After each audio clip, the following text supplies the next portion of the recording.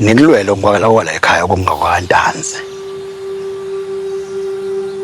Nangisiza ngendlela esimangaliso.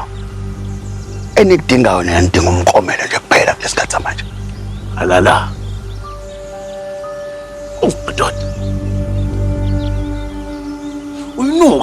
Uyinuka kahle kabi imali.